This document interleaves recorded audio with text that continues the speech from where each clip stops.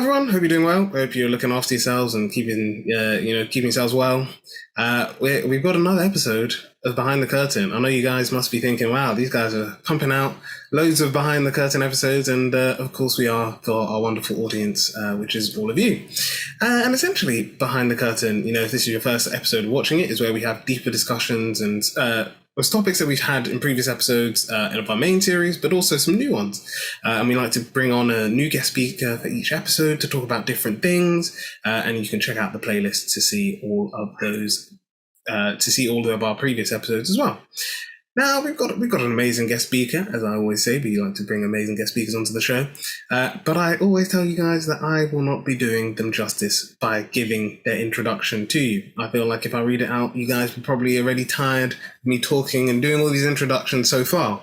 So instead, I'm going to ask our wonderful guest speaker today, Curtis, to essentially just introduce himself. Curtis, could you just let us know who you are, what you do? And yeah. So as Jeffrey said, I am Curtis.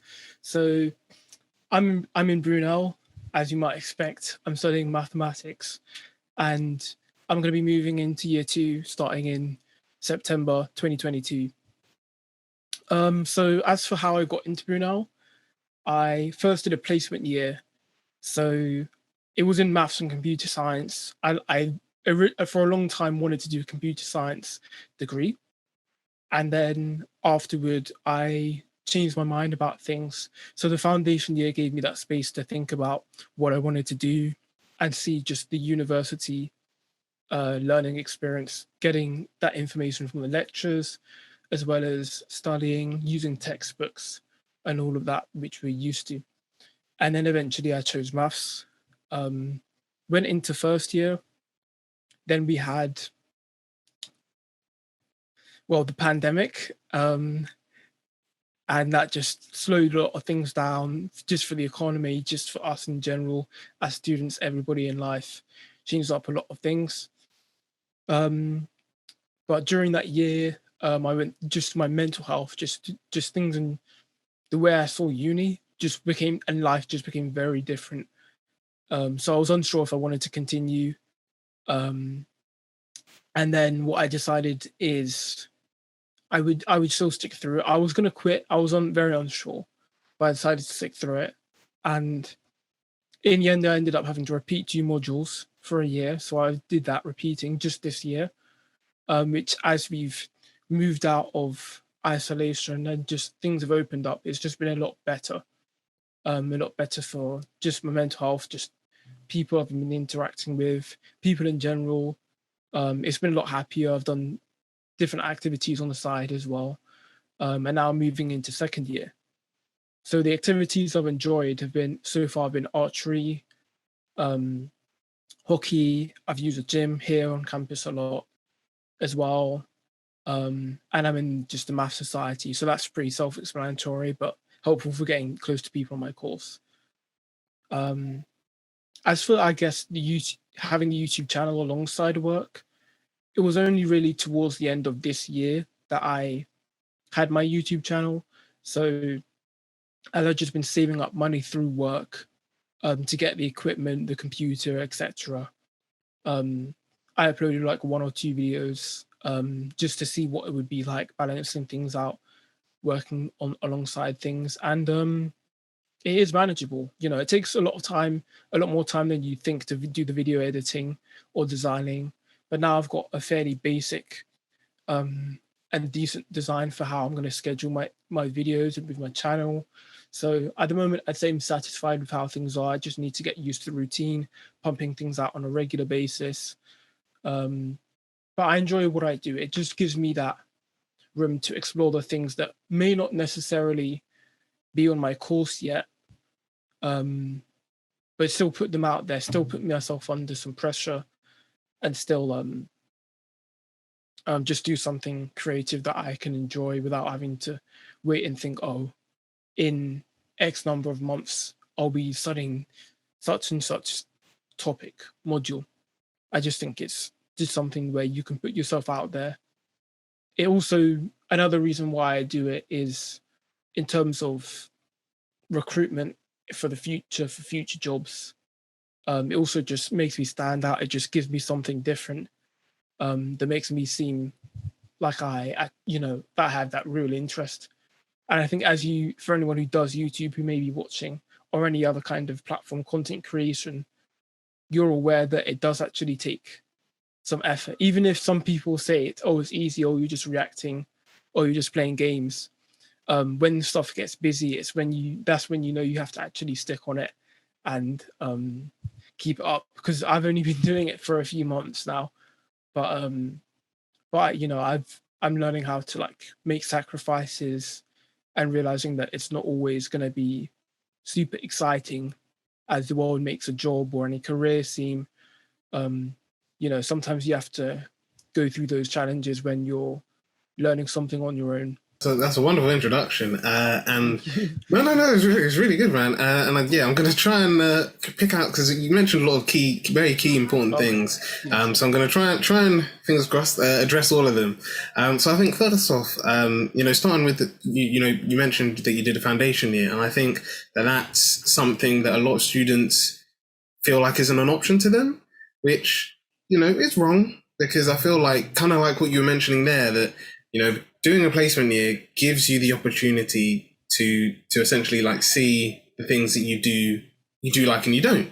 I think, kind of like what you were saying, you get to like explore options, you get to try new things, you get to see, I guess, what, like I said before, like what works for you and what doesn't. So I think definitely that foundation years, I think before, maybe not so much now, or at least when I was at secondary school, that sometimes it was a bit frowned upon, because it's just like you're doing another year of university, when your friends might be graduating, and you're just like, well, actually, no, I might be doing another year, but I get to know for definite, like, this is a course that I want to do.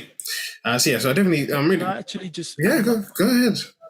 I think that's also just such a great thing to add on, because a lot of people, we don't really speak about it, but we see this happen to people, is when people drop out. And I think that's one of the worst things, is when you think things were going well for you, but then you realize it's not. It's better to just know sooner. And obviously people drop out for different reasons, but I think it's the worst case when it's someone who doesn't actually know why they're there. I think that's probably one of the worst kind of reasons to drop out, is to not really have that reason. You're not sure, do I want to actually put in this work? And as one of the biggest differences, time, like free time on your hands. Like foundation year was a bliss. The time I had on my hands, I should have been so much better when it came to like work. I did a lot of extra curricular things, but like if I had gotten myself a good job much sooner, that would have been so much more beneficial, because of the things I'm learning in my character and how that's going to help me to have future jobs. Like there's so many aspects to university and university life. Like, just because you have a good degree doesn't mean you're always enjoying it. And you won't say that to your lecturer's face, right? But you'll still say that amongst yourselves, won't you? No, I definitely agree. And I think that's that's why I've said that, it's kind of like what you mentioned, that it is kind of sad when, I guess, especially I think from both personal experience, or like from friends and family, to like other people that I, maybe it's through LinkedIn or like stuff online, have met or heard their story. Like what you were saying, that, there are some people that like just before the end of university, or they're just about to enter their final year, and they're just like, yeah, I want to drop out. This is not for me. And I think, like you said, I mean, it sounds really harsh to say that it feels like a bit of a waste for you to, get to that point, especially when you're just before the end. But I think that's what, like what you were saying, that foundation years give you the opportunity that, especially if you're unsure of if you want to go to university, it's a good way to be like, test the waters, see how things are, and then you can make a decision. I think, the next thing you mentioned, which was really, which I really appreciate, is, your honesty about how you found, I guess, studying during a global pandemic. I don't think there was any student who felt like, that was their best year. They were living life to the fullest. I think to be honest, there's a other Brunel podcast that I listened to today. It's called Let's Talk About It, and it's basically done by the Resident Life ambassadors, so the resident ambassadors on campus, and they were talking about essentially like what's one bit of advice that they would have loved to have had when they were at university, and they were just like using the support, like knowing and using the support networks available. And they were saying that, you know, as students, sometimes we feel like asking for help or like going to these resources and, you know, using them is like a bad thing. And they were just like, no, it's not. You know, if you are struggling, or if, you know, you're having issues with something on your course, go to your personal tutor. If you don't like your personal tutor, I'm sure that there's at least one lecturer on your course that you do like, so you can talk to them about it. You know, if they're not listening, speak to your student ambassador, student rep, sorry. If they're not listening, speak to your, like, the president or the vice president for your college.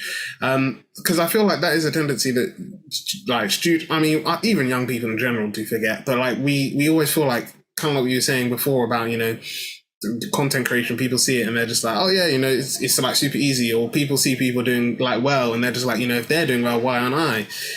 But yeah, no, I definitely agree. That's true. That, you know, using the like being able to note that, you know, I need help is definitely never a bad thing. I think the next thing I want to talk about, which I really like that you mentioned, is definitely the content creation thing. Obviously, you know, through this, people know that we pick up mic, creates content, which is good. But 100%, I think that is so true. As a content creator, I do fall into the trap, like you were saying, of like, you see people making videos or people who, I don't know, like have posted stuff, and you're just like, wow, these guys get like loads of engagement with their content. They do all of this, all of that. Like, I wish that was me. And it's just like, no, you know, you just need to be able to see that, like, it takes time, and it's never like an immediate thing. And like what you were saying before, you know, even this video, for it to come out, it wasn't a simple just, oh, hey, Curtis, you free today? Oh, let's record it. Oh, you know, we're going to upload. Like, you know, there's the editing process. There's even like finding time to record. Like you said, you're working, I'm doing my master's and working on my dissertation. So it's always just trying to find like time, and then recording it and editing it, then like upload it. Like it's like we said, it's not a simple thing. So yeah, so I definitely agree that even like, it's probably one thing that, you know, as you go through your content creation, that you'll just always remember that it's not easy.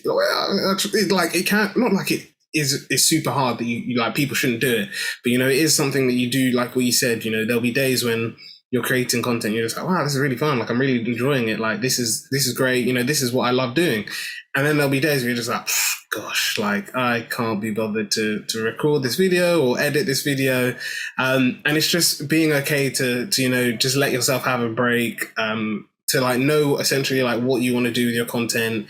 Remember that not every, like, I guess you're sort of like what you're saying, you know, you're on your own journey. You don't have to come out, you know, your content doesn't need to come out and then have like thousands of likes, or, you know, be the most watched video on YouTube within like an hour or whatever. Like, it's about like waiting for like, I guess, you know, waiting for it to go. I guess one thing, and then I'll go on to the next question, that I wanted to say is that, like what you were saying, one thing that I've sort of taken through Pick Up the Mic is that I always just think that there's at least one person out there that need is maybe like arguably a stretch, but like, there's one person that's looking for your content. So whatever niche you're addressing, so whether it's like Pick Up the Mic and you're, you know, having discussions on different topics and letting people know about the opportunities available to them, whether you're a podcast that focuses more on like employment, or, you know, there's a podcast called Why We Fail, so talking about like, you know, why it's okay to fail, and, you know, the lessons that we can learn from failure. Like, whatever your podcast is, there's at least one person out there that just needs the content that you're producing, and they need it to basically either make their lives easier, to, you know, help them with their journey in life, like whatever it could be. So I've always just said that there's one person out there that's just looking for your content, and at the end of the day, if that one person sees it and they're just like, you know, whether they comment or not, to know that there's that one person out there that's just like waiting for you to see your, whether it's your video or listen to your podcast, or, you know, I don't know, meet you at an event, like whatever, like, there's one thing out there that you can there's one person out there, sorry, that is looking for your content. So that's always my message when it comes to content creation. That I know personally that how disheartening or how hard it can be sometimes to like see others be successful, but it's remembering that they're on a different journey to you, especially if they started before you. That's not something that happens overnight. That takes time. But it's just like I said, just remembering that like there's one person out there that's looking for your content. So as long as they've got it, you're doing the right thing. But yeah, I guess going on to the next question. So I know you briefly spoke about why you decided to, or like I guess you mentioned the foundation year. So I guess I'm going to make this one a two-parter. So I guess specifically, I just want to ask you first, I guess, why did you decide to study at Brunel? And then I guess sort of linking to that is basically like, was Brunel always like your destination to go to? And the reason why I ask that is because, and I don't mean this in like a bad way, because I know sometimes some people get a bit annoyed when I say it, but I know that from a few people that it's depending on, like, obviously with most universities, depending on the course, depends on the university you go to. So like, for example, with me, Brunel was not my first choice, it was my second choice. I know people who went through Brunel through clearing. I know people who went to Brunel, like when admission, like well into the year had started. So someone on my course in first year, she joined our course in January because she swapped courses. So I know that while there are some people that Brunel was their first choice, they only wanted to go to Brunel, there are some people that it wasn't. And, they've still enjoyed it. Like I said, it wasn't my first choice, but I have an amazing time and I definitely appreciated every moment of it. But I guess I just wanted to ask you, like, essentially, like I said, two parts. So the first one is, why did you pick Brunel why did you decide to go to Brunel at the end? But also, was Brunel always the university you wanted to go to? For me, Brunel. Okay, so different. I guess I've got to go back to A level. So I'd say for me, first year A level was smooth. Second year got hectic, and I wasn't prepared for that, and that did impact my grades. But I think it wasn't just my grades. I think it was also just in terms of taking in the content itself and taking time with things.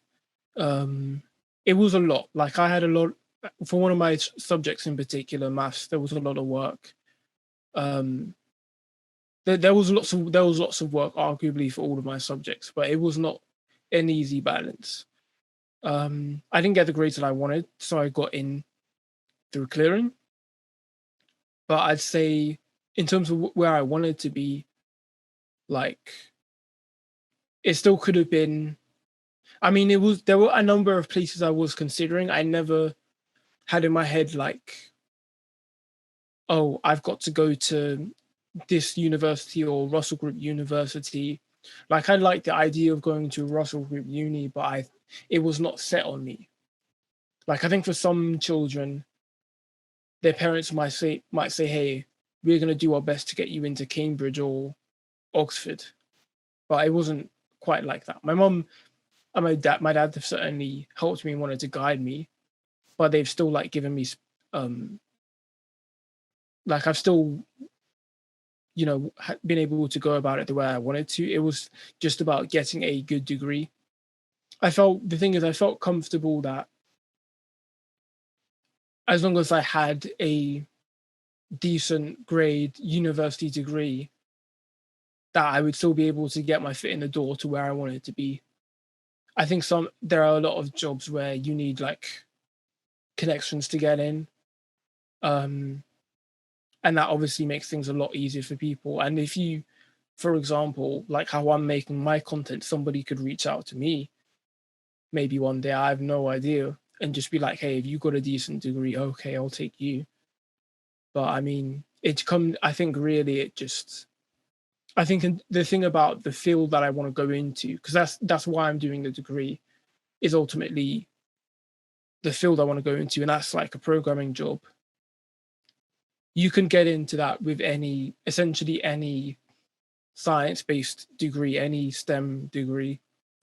So even if, let's say, you've done like biology, if that itself shows competence and that competence is enough for what their employers are looking for. As long as you have some other projects, you show your potential, then you are much more highly likely to be acknowledged. You may even get course training by people in the actual, office, in the actual field, to help you so that you can advance that career. I've seen a lot of graduate programs actually, where they'll show you, because there's a society in Brunel. I don't know if it's called society or club. I think society, and it's consulting, and they have different people who come in from different companies and show how they got into that company, or what you might need to do if you wanted to come in, and give all kinds of advice. And I just, from the PowerPoints, the presentation I've seen from that, I mean, just even other companies where there'll be like recruitment days where they'll go to universities. I've seen enough, I feel like, to know that just even to have confidence that like I can meet that prerequisite with the things I'm doing and going here. But I'd say there is one thing that really, I guess, stood out in terms of Brunel. And for a long time, I wanted to do like athletics at uni. And I was like, oh, okay, Brunel's good for athletics. Maybe I should come to Brunel for that, do some training. In the end, I decided I didn't want to do that, because I knew, just in terms of the commitment and how that was going to balance with other things in my life, that wasn't something I wanted to do in the end. But nonetheless, just sport in general, there's still very good facilities at Brunel. So I'm still very happy with where I am in terms of, sport and activities, in terms of the things that are going on. And just so that's for, I guess, Brunel wide, particular Brunel. As for just, I think your second question was around why am I at uni, was it? I mean, you can answer that. I mean, because you also, I guess, you answered both questions with the, like, I guess, was Brunel always the dream? But yeah, I mean, to be honest, why you are at uni is a very important question. So yeah, no, good. Feel free to go ahead and answer. Yeah, so I'd say, as for Brunel, in terms of Brunel specifically, that was several reasons. I'll just summarize: the sport, what grade options I got, because was able to get in through clearing, and then also just like the course is still fine reputation in uni. But as for why I'm at university itself, it is primarily to just have that job opportunity, as I'd mentioned. So for me, if I'm going to work in a job as a programmer, that's something that's going to be helpful. I think another thing is just that I've realized that I've enjoyed is just that freedom. Because when you move away from parents, it's independent, so you still have to look after yourself, whether it be in halls of residence, like uni accommodation, whether it be getting with a group of people and getting a house together. It can be lots of different things, but ultimately for me it's just the fact that I can just essentially be where I want to be whenever. I can, for example, be using the library at like 1 a.m. or something like that. There's so much, I guess, room for you to do the things you want to do, to have that space. All the textbooks you have there, it's like you can really have your own schedule, and you can just focus on studying. You can focus on exactly what you need to focus on. So it's just a very helpful environment. I think if I were working full time, I have a few friends who are working full time, and yeah, from what I hear, it is quite a shift. It's quite a lot. So I feel like as long as with uni you don't waste your time, and you can certainly do a lot of fun things, but balance still matters. So if you focus only on the fun things, only on the partying, then and that really drains your bank account as well.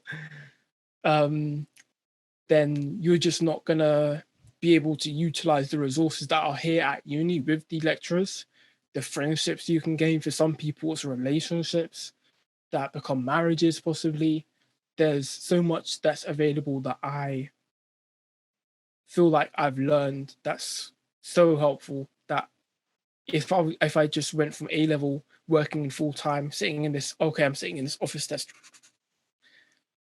like what kind of person would I be? I think just even socially, even for me, this is just kind of going off topic, but like my belief in God, my faith, there are many like religious type societies on the campus. There are Christian ones, Hindu, Buddhist, etc. Lots of different types of groups and faiths. If you're on campus, you'll see those things going along. Especially, I think for the Muslims, when it's Ramadan, you'll see them wearing their traditional clothing. I think even for people who are in that kind of space, it's like now you've got just a whole huddle of people together who you can experience that with and enjoy that with, if that's for you. So I think for me, it's just, I guess, just to summarize that point, is just the learning and growing as a person, finding out things about what I like. I've just gone from this mindset of in school where it's like you just got your certain huddle of friends and things, to, I guess, being able to just focus on what I want and what I like, but also like what I'm good at, as well as just using that to be helpful for other people. So you can really know, I know it sounds cliche to say find yourself, but in a way you do, and you can do that in a mature way and make the most of that experience, even if you've got debt. Thank you. And that's definitely true.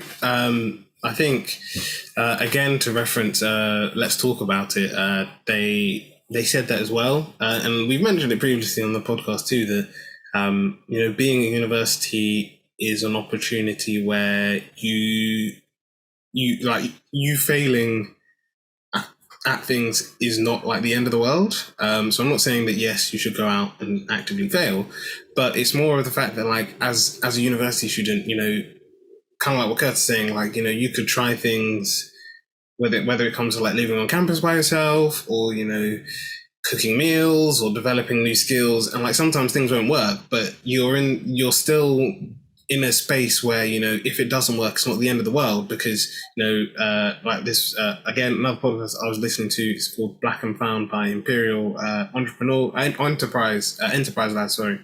And they had an entrepreneur on there called Nate, and he was saying that, like, at the end of the day, even if you want to start a business at university, you're just like, the worst thing that can happen is, yes, you might lose some money, but then at most, like, if you can't live on campus, you can go back home, live with your family, stay with them. So I think 100%, Curtis, that it's, at university, you have that ability to try new things. If it doesn't work, it's not the end of the world. You can still like go out and do like amazing things later. So it is a good opportunity to like do that. Again, I know like from personal experience, there are some people that don't like university. And like I said, and we've mentioned in previous episodes, there are like a whole variety of stuff you can do. So like whether it's you want to go to do apprenticeships, whether, like Curtis was saying, you want to try and get full-time jobs straight out of sixth form. There are like a lot of options. And yeah, hopefully, fingers crossed, we'll be able to address some of them in future episodes. But yeah, there's like a lot available to you as a young person. And I think it's just important to always remember that those options do exist, and you can, try them, do them, use them, and yeah, see how things go. But yeah, thank you very much for that, Curtis. Now we're going to go on to the next question, and this question, you sort of teased it already. You've mentioned that you've got a YouTube page, which is called.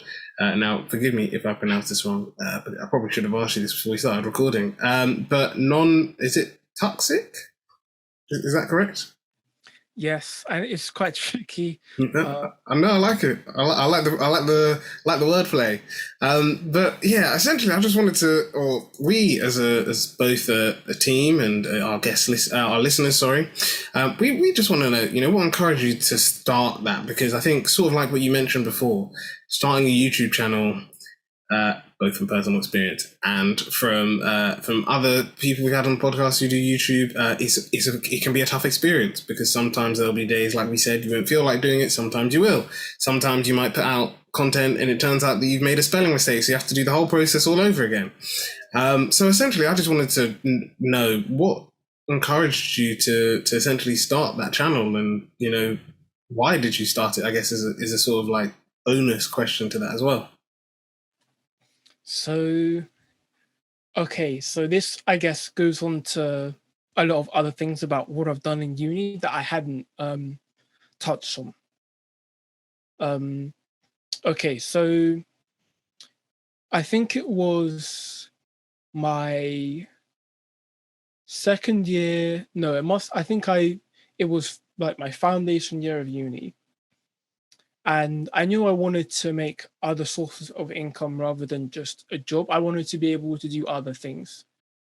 And I don't want to go too off topic, but I'm sure some of you may have heard of what's called financial freedom. I wanted to, in a way, I guess, potentially have that, or to at least just be in a position where I'm not simply dependent on my job in order to make ends meet. Not necessarily, so not living paycheck to paycheck, to be able to have a certain life, have time, take time out if I want to be able to do things. And so in that foundation year, the first thing I took interest in was the stock market, which I'm still engaged in now.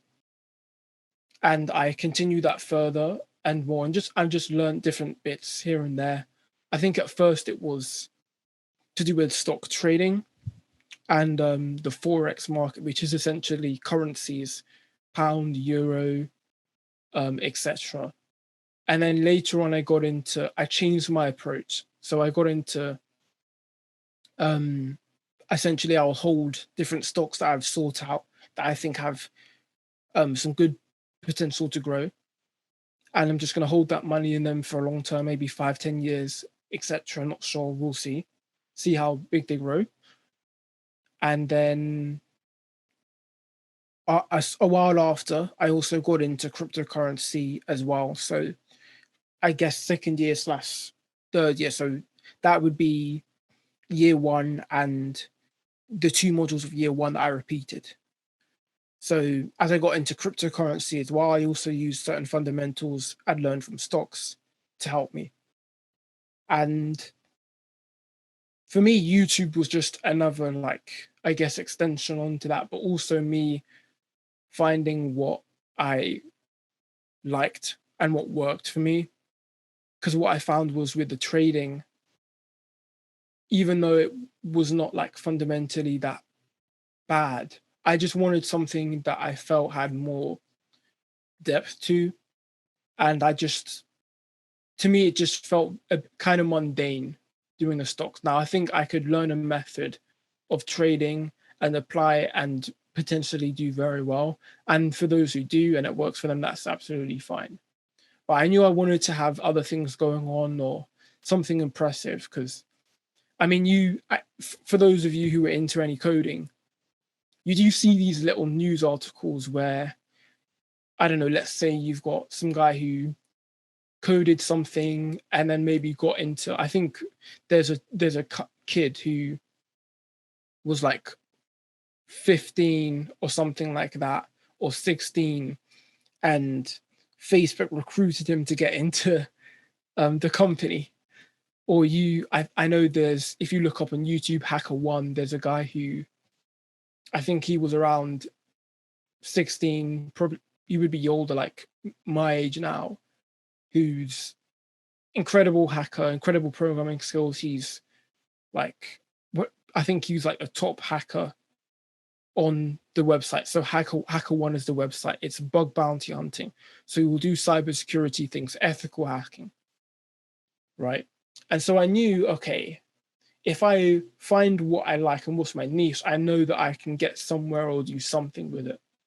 And I found that for myself, interacting with people is something that I find quite happy to do. I just think as long as for me, learning a technical skill is great, and I certainly do want to do that.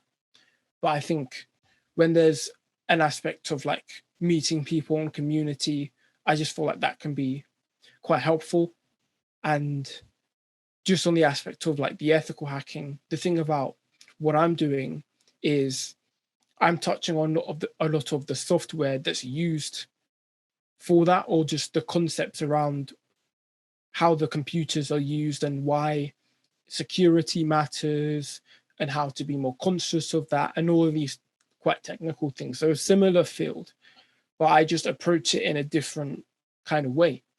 So I think in terms of what I'm doing, in terms of the attention my channel can bring to people who want to learn about technology, who want it to be interesting or a bit more fun, I think my channel can essentially help bridge the gap for some people to getting into these kind of fields. And that's a big part of why I wanted to do it, because yes, I do ultimately eventually want to be able to make some money from it, but I want to do something that is going to bring joy to, to people.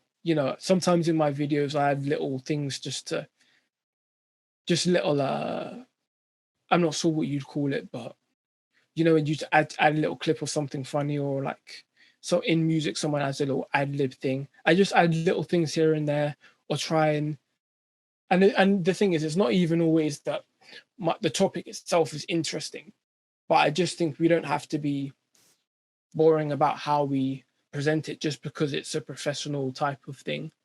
I think it's helpful for us to all, I guess, be able to get on, really. There's a channel called DistroTube for those who are into anything to do with Linux. And what you'll find is he actually has a few streams where he'll get on a Discord channel with some of his subscribers. And I think he actually conceptually does that well. I don't find him personally that interesting, but he certainly does a good job of trying to like connect with the community. Because I think overall, technical skills themselves, having technical skills, being able to get on with things with technical skills, progress your career, etc.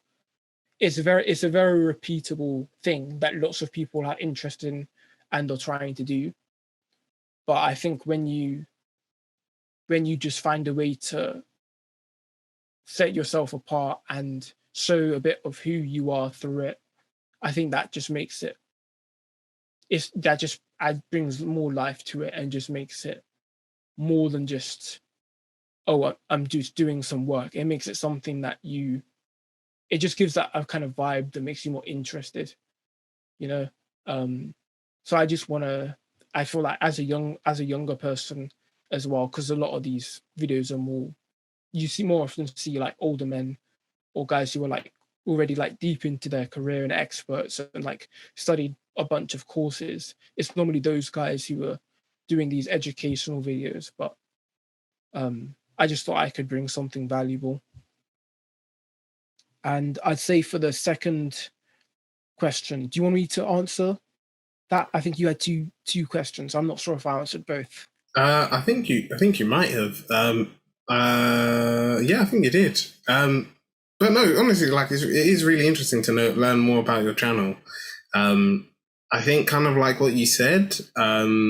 We've had like a few guest speakers on, and in their respective areas, they've sort of agreed the same thing that if you can teach someone a topic, and sometimes people will just be happy to have it in like a lecture format of.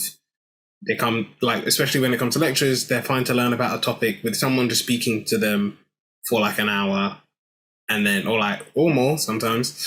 And like no engagement, then they're just like reading off the slides, giving them the information.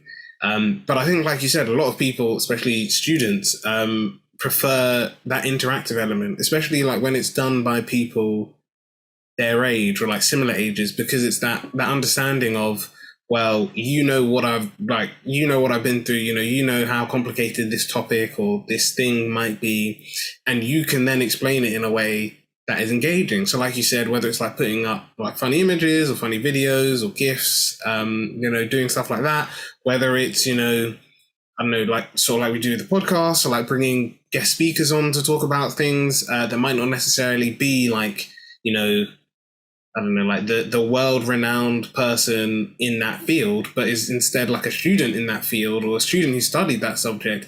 It makes it more interesting to them because, they'll be like, oh, I know about this because, I've learned it in class, but the way they're talking about it here, it's like more engaging, more interesting.